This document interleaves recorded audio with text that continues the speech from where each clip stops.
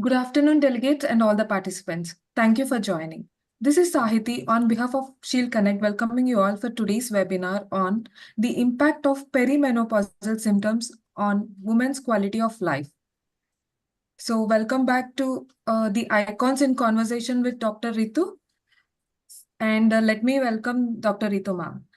Ma'am has done MBBS, MD, FICOG, FIAOG, AMRCOG. Ma'am is the consultant obstetrician and gynecologist, IVF specialist. Ma'am is the founder and CEO of 360 Degrees Healthcare Studio and also infertility specialist. Ma'am is also a part of NUHS Singapore, co-founder of MAAM and board member of SWWC. I welcome you, ma'am, and I hand the session to you. Yeah, please share the first I will welcome her, then you please show her scene. Yeah. So please stop sharing. First I will welcome her, then we will read this. Yeah. Okay. Yeah. So yeah, hello everyone. A very warm welcome to all of my dear friends who have joined all across the geography. The motto of these programs is purely a knowledge sharing. I am thankful to all of my dear friends who have supported this program a lot. Started this program 3 years back at the time of the lockdown. So, by the grace of the God and efforts of everyone, the program has gone very successful. And thankful to Shield Pharma also for always providing the platform. So, friends, today our guest is very special, a dear friend, Dr. Aneta Sima, all the way from the Macedonia.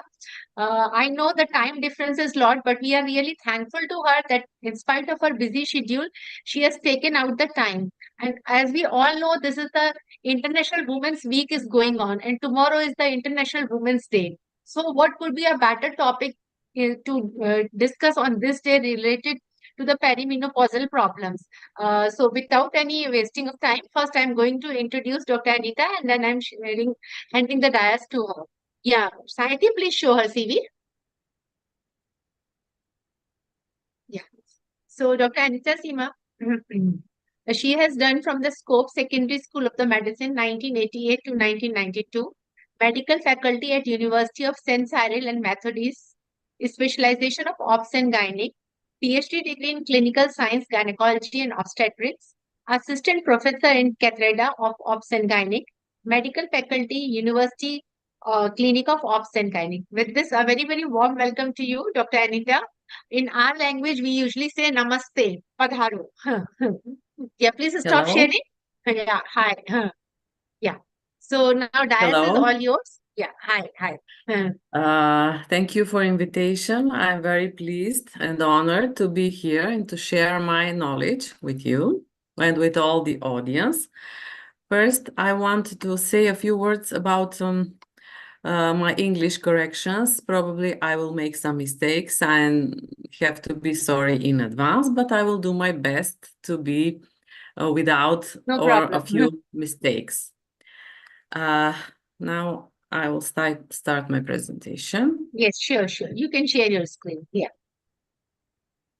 Is this okay now? Are the slides Yes. visible? Yes, visible only you make it full screen. Full screen, okay. By this down icon, you can make it full.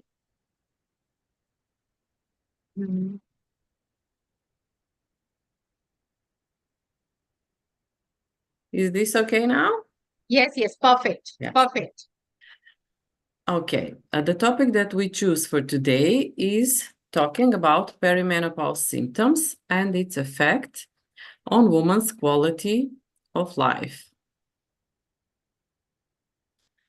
First, let's say a few words and make some introduction about perimenopause. Is it a transitional phase in a woman's life that occurs before menopause? And the body begins its natural transition towards menopause, marking the end of the reproductive years. This phase can last for several years, typically starting in women's 40s, but sometimes earlier or sometimes later. By definition, perimenopause is also known as the menopausal transition. This is the leading period which leads up to menopause. Menopause itself is defined as the point when a woman has not had a menstrual period for 12 consecutive months. And about the duration, perimenopause can last anywhere from a few months to several years. Hormonal changes are happening in this period. Perimenopause is characterized by significant hormonal fluctuations as the ovaries gradually reduce their production of estrogen and progesterone, which are the hormones that regulate menstruation and fertility. These hormonal changes can lead to a dozen variety of physical and emotional symptoms. Let's talk about common symptoms of perimenopause. First place are irregular periods. Menstrual cycles may become shorter or long. Hot flashes and night sweats. These are sudden feelings of heat in the upper body phase. Night sweats can also disrupt sleep. Mood swings are fluctuations in mood, such as irritability, sadness, or anxiety, and also emotional ups and downs. Sleep disturbances are very important. This means difficulty falling asleep or staying asleep and waking up frequently during the night. Vaginal changes are also very frequent. Vaginal dryness, which can lead to discomfort or pain during intercourse. Changes in vaginal lubrication. Also, loss of libido means decreased interest in sexual activity and also changes in sexual desire or arousal. Fatigue is a feeling of tiredness or low energy, difficulty concentrating or focusing. Changes in skin and hair are also frequent. Skin may become drier or more prone to acne, and hair may become thinner. About the duration and severity. The severity of these symptoms can vary widely among women. Some of them may experience mild symptoms that are easily manageable, while others may have some more severe symptoms that significantly impact their quality of life. Perimenopause typically ends when a woman has gone 12 consecutive months without a menstrual period, making the onset of menopause. And the duration of this period may be from 2 to 5 years. Which are factors influencing severity of symptoms? First place comes genetics and family history. And then the most important are lifestyle factors, like diet and exercise, stress levels, smoking and alcohol consumption, socioeconomic factors, access to healthcare and support systems, and also very important psychological factors, which means attitude towards menopause and its coping mechanisms. Today's topic is the impact of all these symptoms on quality of life, which is an important phase of woman's life. The impact first is on physical health. These symptoms affect on sleep, energy levels, bone health concerns, increased risk of cardiovascular issues. Mental health is very, very important. There are often mood disorders, anxiety, depression, cognitive changes. And also there is a huge social and emotional impact, which means relationship strain, career challenges, social withdrawal, etc. I would like to talk a little about our perimenopause study, which we performed in our country a few years ago. This study was a prospective cohort study performed at our clinic for a period of 1 year.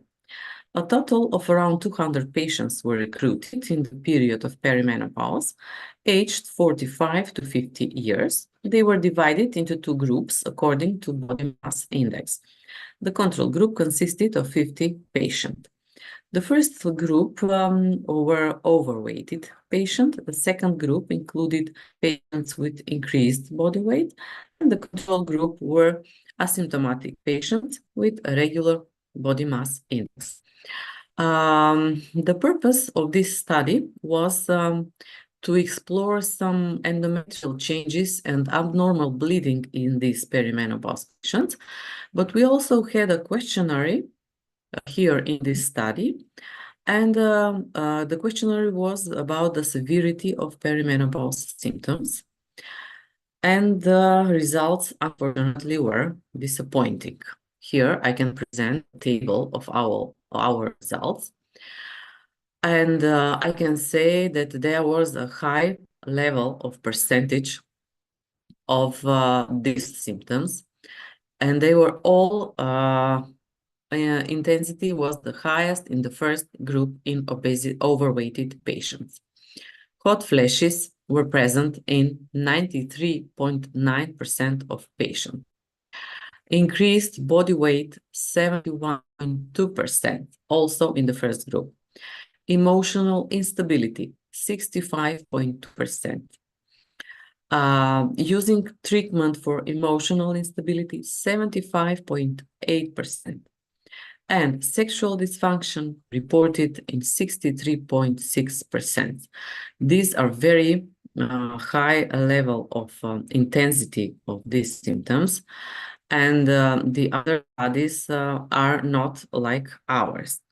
We started some research. Here is a graphic map of this severity of symptom. As we can see, this is the first group dominating of severity of symptoms almost in every single symptom that we were talking about. We did explore some comparison studies for the same subject, and the results were similar only in the countries which belong to the Balkan region, our foreign countries, especially most likely the common results were Turkey, which is our neighbor country, Bosnia, in the Balkan region, and also we found a study with similar results with Indian women.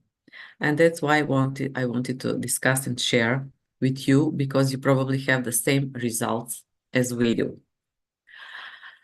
We said about perimenopause and the symptoms and the impact of life, and now let's talk about treatment options and how we can help this woman. This should be the point of this presentation, how to deal and to cope with this problem. The first line is hormone replacement therapy. There are also non-hormonal medications. But the medical treatment for many menopause aims to alleviate the symptoms that one may experience during this transitional phase. The choice of treatment depends on severity of symptoms, individual health factors, and personal preferences. Hormone replacement therapy involves taking estrogen alone or estrogen combined with progesterone for women with a uterus. The aim is to replace the hormones that the body is no longer producing in sufficient amounts. The benefits we expect from this therapy are to reduce hot flashes, night sweats, to improve vaginal dryness and discomfort during intercourse, and to help prevent bone loss or osteoporosis. There are different types of this therapy.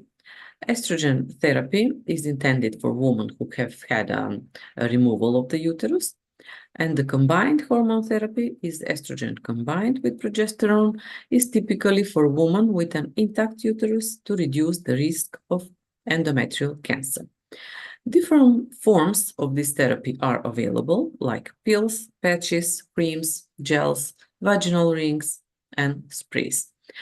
I have to say that about these forms in our country, we are not having all these types, and we're limited to use these kinds of therapy. We only have pills or some creams eventually, nothing else we don't have. What are the risks of usage of this hormone replacement therapy? There is increased risk of blood clots, stroke, heart disease, and breast cancer, especially if we're talking about long-term use. These all risks vary depending on the type of hormone therapy, dose, and the duration of use. Another type of treatment are low-dose antidepressants. Some of them, such as selective serotonin reuptake inhibitors, can manage mood swings, hot flashes, and sleep disturbances. The benefits are reducing hot flashes and night sweats and help with mood swings, anxiety, and depression. The possible side effects are nausea, dizziness, and sexual dysfunction, and we should closely monitor the interactions of these antidepressants with other medications. This kind of therapy is most frequently used in our country. Vaginal estrogen is for those women experiencing vaginal dryness and discomfort or urinary symptoms, and this estrogen comes in the forms of creams, rings, or some tablets. The benefits are improving vaginal dryness and discomfort, and it helps with urinary symptoms such as urgency or frequency. The risks are minimal absorption into the bloodstream and reducing systemic side effects. There are also possible risks include vaginal irritation or discharge. Another type of treatment is osteoporosis medication. Women in perimenopause are at increased risk of osteoporosis, so these medications can help prevent bone loss, and they may be prescribed in this period of woman's life. They help maintain bone density and reduces fracture risk. Most frequently used are bisphosphonates. There are possible risks for their usage, possible side effects such as gastrointestinal upset, bone pain, or serious and rare osteonecrosis. There are some other interesting complementary and alternative medicine that are very popular in our country. And some women may choose to explore these therapies to manage their symptoms. For examples, it's black cohosh, soy, and other phytoestrogens, ashwagandha root, matcha root, acupuncture use, yoga, meditation, and mindfulness techniques. Some women can report relief from symptoms with these alternative approaches, and the efficacy can vary because not all of these treatments are backed up with scientific evidence, but however, they are frequently used. Now, to conclude some important consideration. Treatment should be individualized. Treatment plans should be tailored to each woman's specific symptoms according to their health history and preferences. Regular follow-ups are very important to be followed up with a healthcare provider to monitor the effectiveness of treatment and adjust as needed. The doctors need to discuss the potential risks and benefits of each treatment option with their doctor. Healthy lifestyle habits, including regular exercise, a balanced diet, stress management, and adequate sleep, can complement these medical treatments. It sounds like cliché, but lifestyle changes are most simple and very efficient measure in relieving of the perimenopausal symptoms. Healthy diet and exercise, stress management techniques, adequate sleep. Making lifestyle adjustments can significantly help manage the symptoms of perimenopause and improve overall well-being during this transitional phase.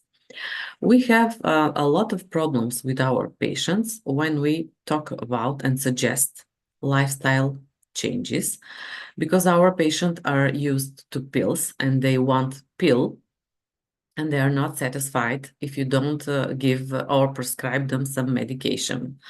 They are very angry when you can address on reducing body weight. These are worst situation, and they refuse to accept and to do lifestyle changes. Regular exercise. Which are the benefits? It helps manage weight and prevent weight gain, which can be common during menopause, perimenopause. These exercises improves mood, reduces stress, anxiety, strengthens bones, and reducing the risk of osteoporosis. Which type of exercise do we mean? cardiovascular, like walking, jogging, cycling, swimming, and another type, strength training or flexibility and balance exercise, like yoga or Tai Chi. This means at least 2 hours or moderate intensity aerobic activity per week, plus 2 or more days with muscle strengthening activities. But this is only theory. For us, it's very difficult to make our woman to move and to exercise. What about healthy diet? It supports overall health and well-being. It is important not only for the patients in perimenopause, but for all of the patients.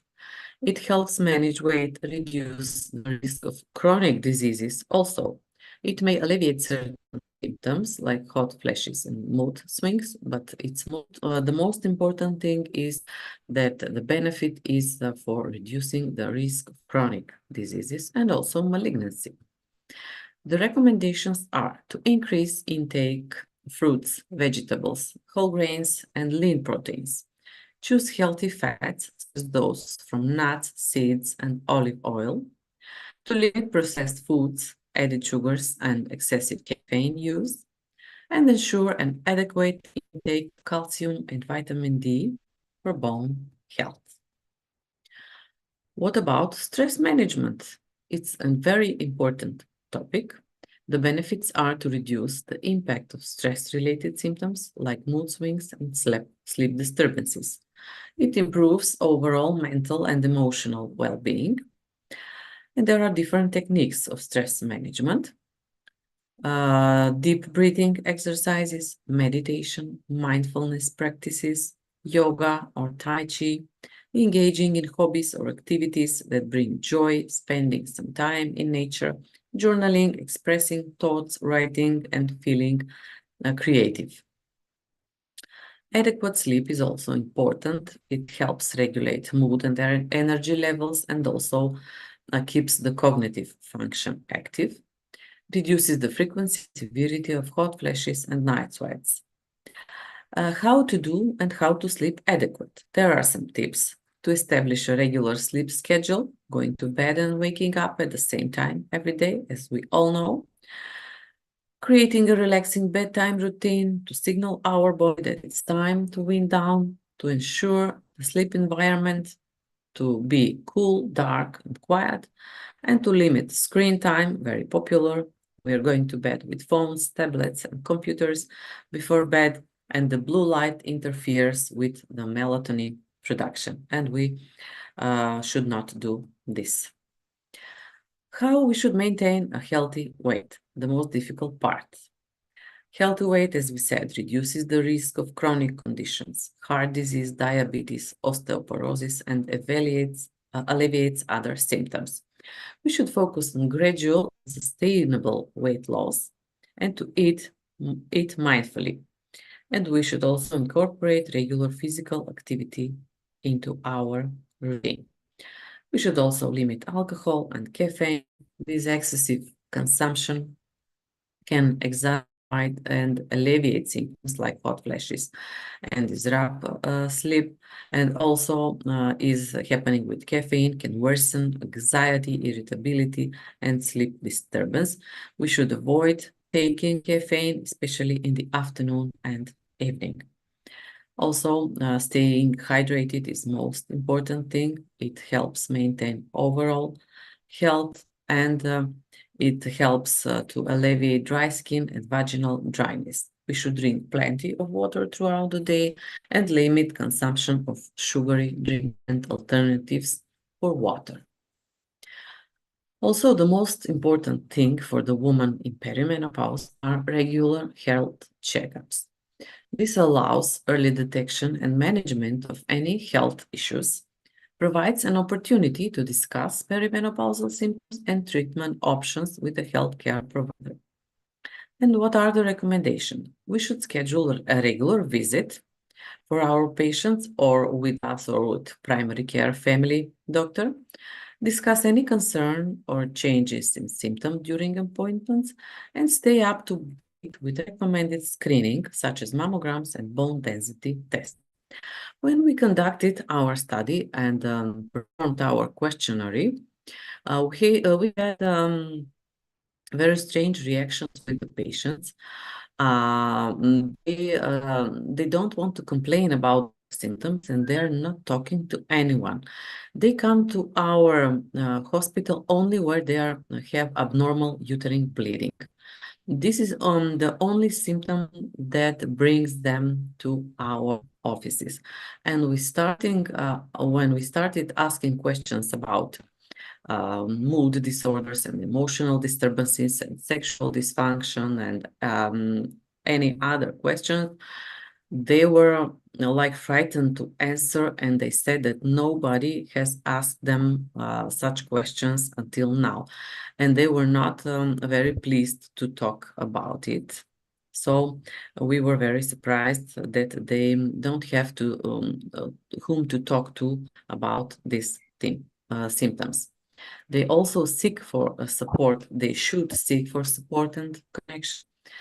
It helps reduce the feelings of isolation and loneliness and provides opportunities to share experience and coping strategy. The ways to connect are to join a support group or community and talk to other women going through these same symptoms through menopause, talk to friends, to family members, or a therapist about their feelings and experiences, and they should be engaged in social activities that brings them joy and fulfillment. We are responsible for education to our patients. They have to understand perimenopause and the symptoms to help the better management and coping with the changes. We should empower them to make informed decisions about their health and the treatment options. We should educate also our selves by reading books, articles, and online sources about perimenopause. We should attend workshops, seminars, or webinars like this on women's health and menopause. And the patients should talk to healthcare providers and ask questions about their specific concerns. What is the conclusion? We should support and understanding are the crucial things for women navigating the challenges of perimenopause. The first line support should come from friends and family.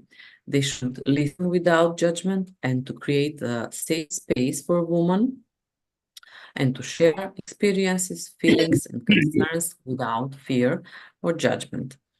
And we should offer empathy and validation, and also acknowledge the reality of perimenopausal symptoms and validate the woman's feelings.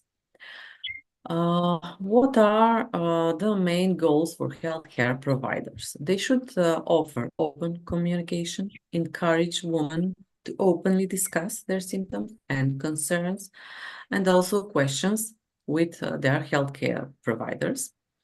We should schedule routine visits to monitor symptoms, discuss treatment options, and assess overall health.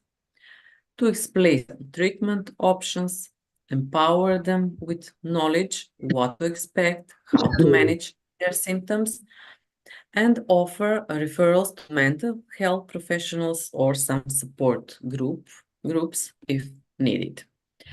When I was preparing for this webinar, I came across some successful stories of patients. How do they manage their symptoms?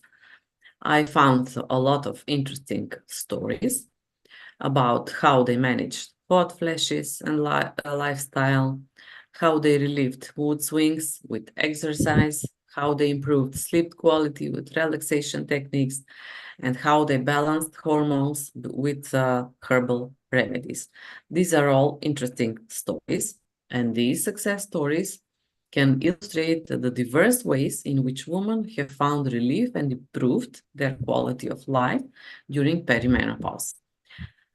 Each woman's journey is unique, and what works for one patient may not work for another. And the key is to explore some different options, listen to their body, and work with healthcare professionals to find which is the best approach for managing individual symptoms.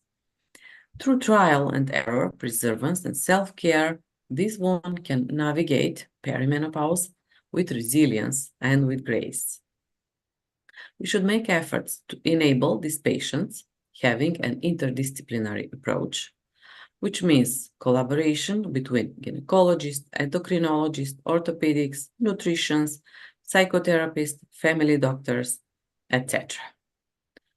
That was my presentation. Thank you for your attention. And now, if you have any questions to ask. Yeah. Thank you so much, Dr. Aneta. Wonderful presentation. You covered almost all the points. Fantastic presentation, I must say. Yeah. Yes. So Dr. Jamil has raised the hand. Dr. Jamil, if you're having any question, Dr. Jamil Bazwa, if you're having any question, you can ask now. She has raised the hand.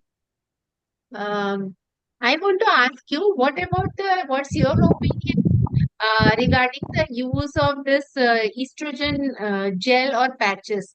You are using the estrogen patches, transdermal patches? No, unfortunately, no. These patches are not they are not registered in our country, and we cannot use them. We prescribe to patients, and they are going for them and buying from our neighboring countries. They're not Okay. registered in our country. And Okay. I have to say that in our country, we have a very huge problem about using hormone replacement therapy. Our Oh, patients are very afraid and they don't like to talk about it or use it. They think that okay. they are sick, they're not healthy, and they should be sick, they are ill.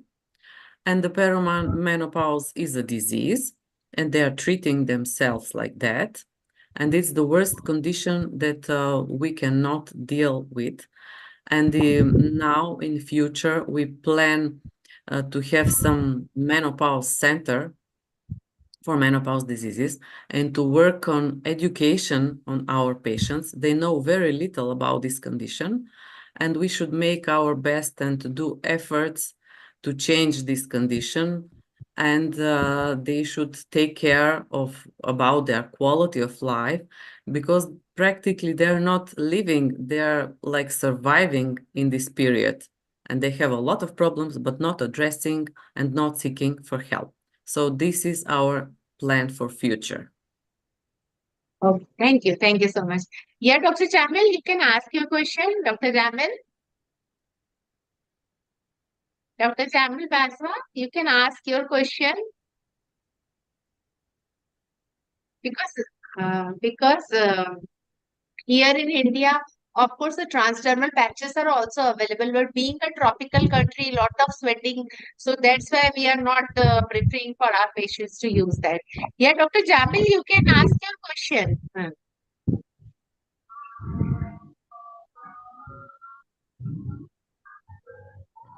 I think he is not having.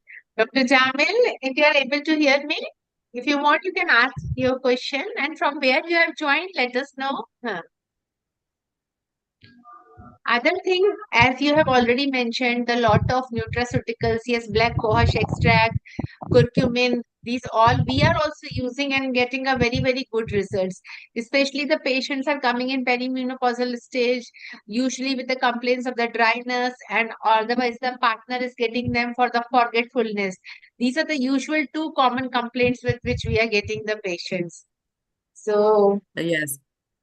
yeah. We have a younger generations, like younger women, are starting to ask to read, and they are taking these herbal supplements, and they are very satisfied. And this is a step forward to their healthcare in perimenopause. True.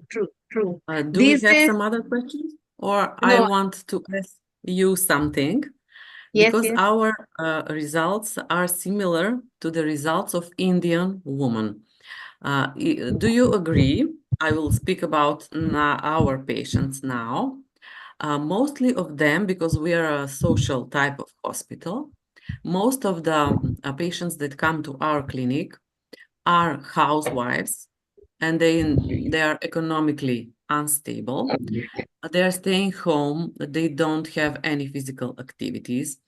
They only cook food and they eat a lot, and there is a sedentary type of life, and they are all overweighted. Mostly of this population is overweighted. Is this situation in your country too?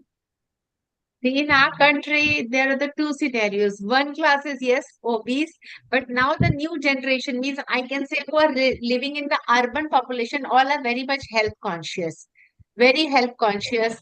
The ladies are themselves are going to the gym or to the dancing class or to the Zumba. So, two class of the patients we are getting. One is totally sedentary lifestyle, morbid obese, not the obesity, even the morbid obesity is there. But in this, I think the COVID gave us the lesson for everyone. Everyone has become so much of health conscious post-COVID. So that's a good thing.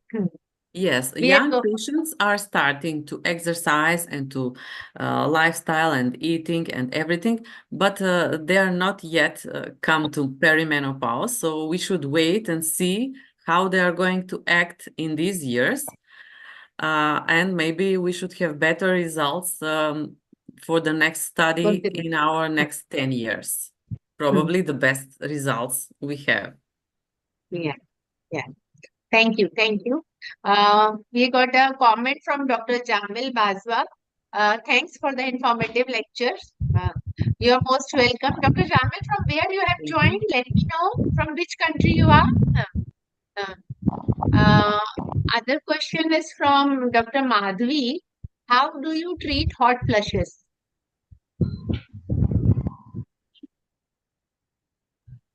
जी अस्सलाम वालेकुम रहमतुल्लाहि व बरकातुहू.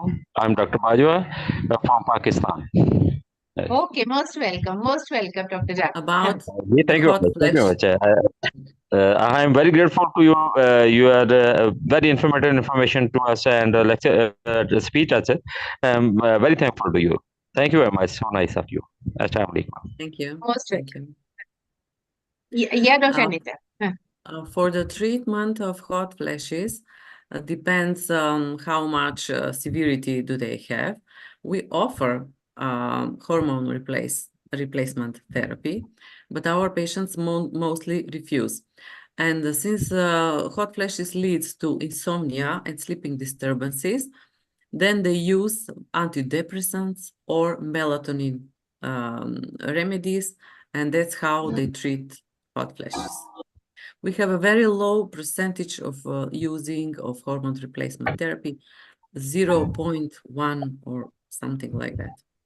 And we discovered then that younger women, like 40, those with early menopause, but it's another group of patients. These with early menopause are most likely to agree for a hormone replacement therapy. They do take, and there is no pressure about it. But this older one, it's very heavy it's very difficult to make them use hormone replacement therapy. And they take antidepressants a lot, every time. Something is not okay, they're taking antidepressants. They don't go to regular checkups. The first time they came with abnormal uterine bleeding, and we are measuring high blood pressure, diabetes. We discover a lot of chronic diseases, and they never heard about it. They have some difficulties, but they're not going to the doctor. They think that they are sick because they are in menopause, and they are interested only in bleeding problem, nothing else. So we are first line of discovering these chronic diseases, and we had some campaign about promotion the cardiovascular disease risk increasing in this population, but they are still low in responding. They're not responding yet for regular checkups and for taking care of their health.